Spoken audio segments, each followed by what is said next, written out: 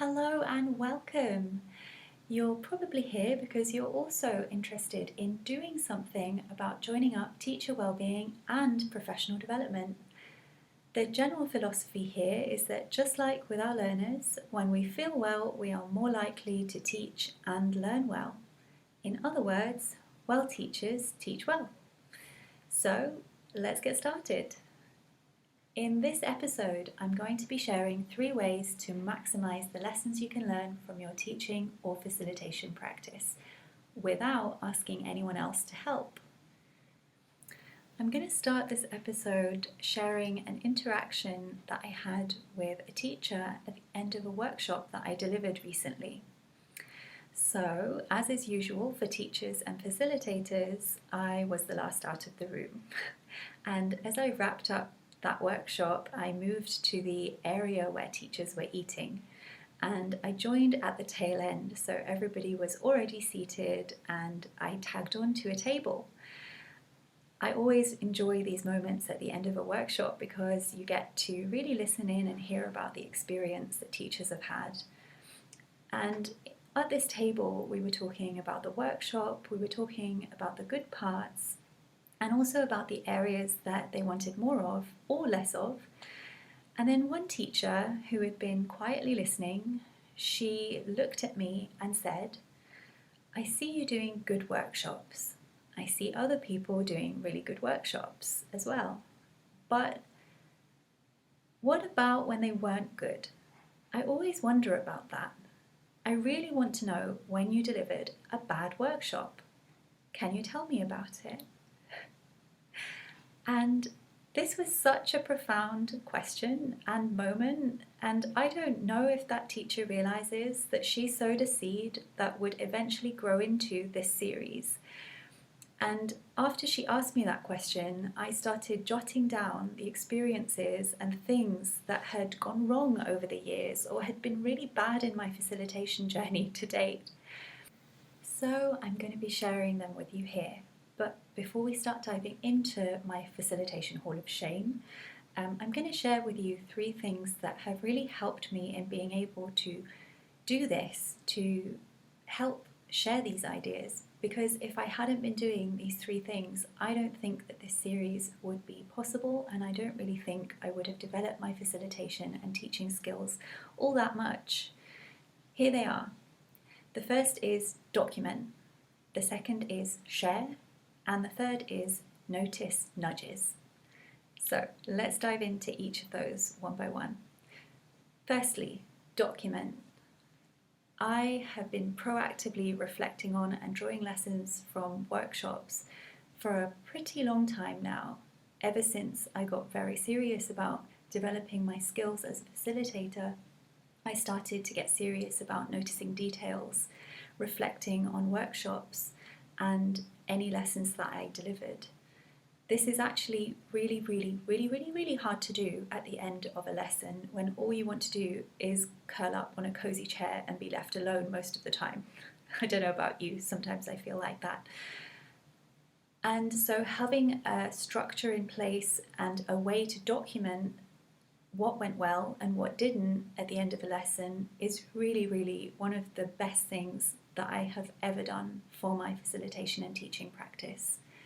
Whatever it takes to get that nugget of gold experience documented is the maybe most important point of this whole episode.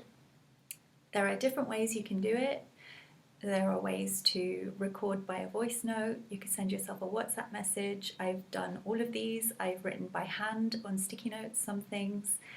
I've done lots of different methods of documenting what went well and what didn't. The method itself is not the main focus here. The main focus of this point is the documenting. So do reflect and draw lessons in the way that you can from your experiences of teaching and facilitating. This brings me to the next point, which is share.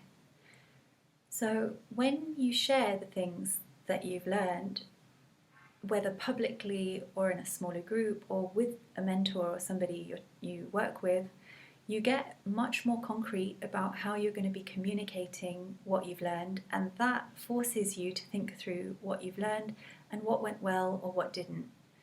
For me, many of you know that I've used LinkedIn as a learning out loud tool to help me with this a lot, though that has often been really scary to do in public.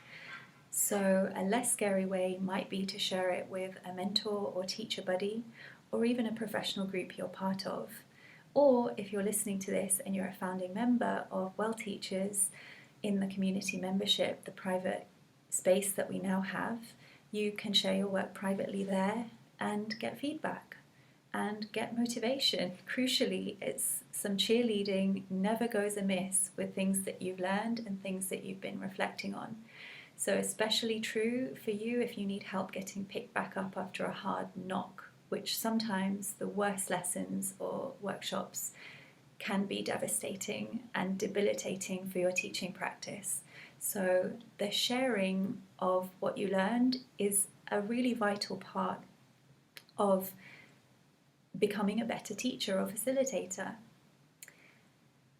This brings us to the third thing, which is to notice nudges.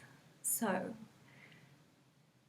this is really about getting mentoring from others, and you can have mentors without ever talking to them. You can find them all over the place.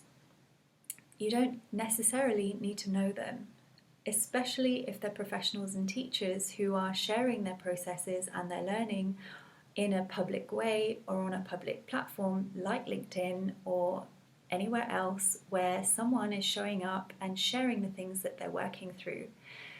For me, an example of how nudges and mentors who don't realize they're my mentors helped me is something like the International Education podcast or the Deep Professional blog post in which Alex Gray has shared tips on retrieval practice. And when he shared a blog post on that, I happened to stumble upon it and read it. And I was able to weave this into a workshop and think about it consciously. After that session, I reflected on what went well and what didn't. I then knew that I needed to share this learning, and so I put a post on LinkedIn. I did the document, I did the sharing, and I had responded to a nudge. So when you are going around using social media, interacting with people who are showing up to share and learn, notice the nudges they're giving you. They're not ever really going to, tell you you need or must do something. Nobody can do that, but you can notice the things that you might want to try and give them a go. And then you rinse and repeat. So you document, you share, you notice more nudges, and on and on.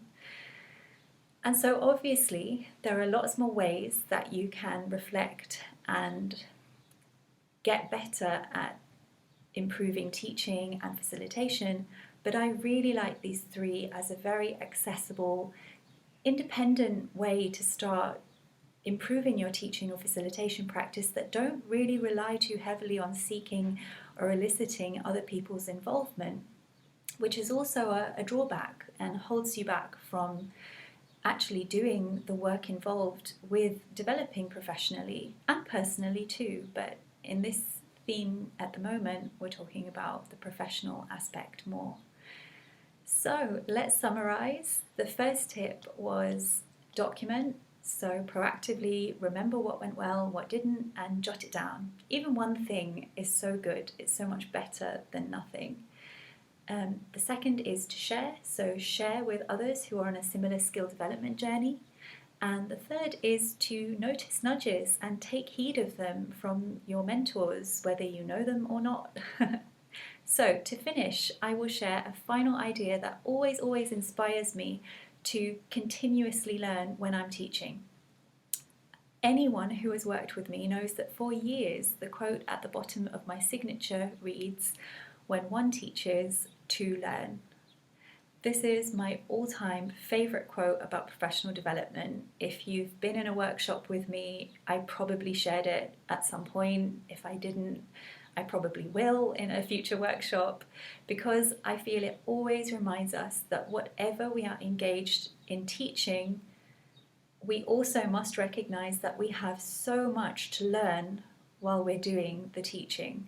So if we're open to gleaning lessons from our students, from our practice, there is gold sitting there with each time that we facilitate or teach. All right, so in the next episode, we're going to be diving into my Hall of Facilitation shame and sharing the worst workshop I ever delivered. Eee! Before that, if you've listened to the end here, imagine, if you will, a jingle that separates the episode from the last bit, which I would love for you to think of as a PS of this podcast. If it was a note, it would be the PS section. So in this segment, I'm just going to be sharing some personal updates and professional updates too. On a personal level, I am going to be heading to Chitral soon, so I'm going to be working from the mountains for a while, and I'm really looking forward to it. So stay tuned for perhaps some more learning from being based in the mountains. In terms of a professional update, I am very excited to share, you may have already noticed, the theme of the month, which is lessons learned. So this theme of the month is part of what we are doing at Well Teachers. It's part of the curriculum that I have mapped out for our founding members who are part of this community membership now. And we're going to be learning together and exploring together themes around this when it comes to both well-being and professional development. So we're going to be looking at facilitation, teaching, careers in the education sector, and sharing about what we've learned and how we're growing based on the feedback we get. So the really exciting part about this is there's a well-being focus, but also there's a PD focus. So mistakes are absolutely integral to metacognition. It's from mistakes that you learn, and mistakes go hand in hand with a metacognitive process. So we're going to be having a workshop just for members coming up this month. If you're a founding member listening to this, I'm very excited to welcome you on that one. And finally, if you would like to join the updates list in which I share what I'm working on long before it gets announced on LinkedIn, I share first invites to events and updates. Do consider joining that email list. I will drop the link into a box somewhere on this page. Finally, I will put a reference to that post on retrieval practice that I shared in this episode for your further reading. I hope you enjoy. Thanks so much for being here if you listened all the way, and I will see you in the next episode. Bye!